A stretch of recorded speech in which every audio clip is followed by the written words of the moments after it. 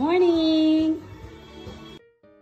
A day in my life as a receptionist in a shipping company in Sweden. This was during the blessing of the 2 new boats that we have in our company. And the venue was in Dönsö, and that's the island where I lived before. Sobrang lakas ng hangin at parang may bagyo na talaga on the day of the event. Kaya pahirapan talaga kami sa pag-carry lahat ng mga gagamitin sa event. Kita nyo naman ang lakas ng hangin. First task, magpahangin ng sandamakmak na balloons. Ready, get, set, go. It's so windy outside.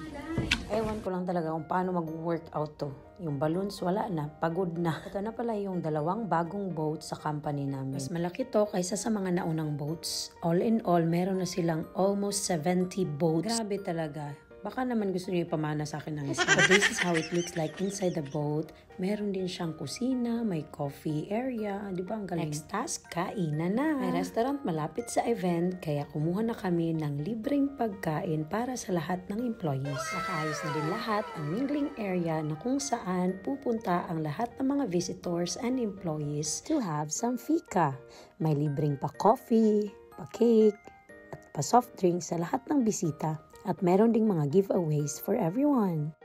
A few moments later, dumating na lahat ng mga bisita, mga employees, and including their families. At tinawag na namin sila for a picture taking in the middle of the rain. Sa harap na ako pumarma kasi matatabunan ka talaga nila sa sobrang lalaki ng mga tao dito. And do you know, since this is like a dedication, may mga ninang din ang mga boats.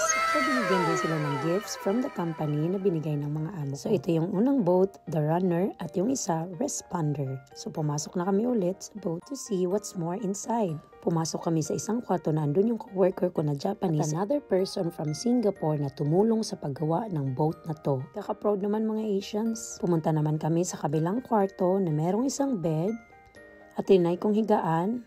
Well, it was good. And then, stop naman dito sa captain or driver.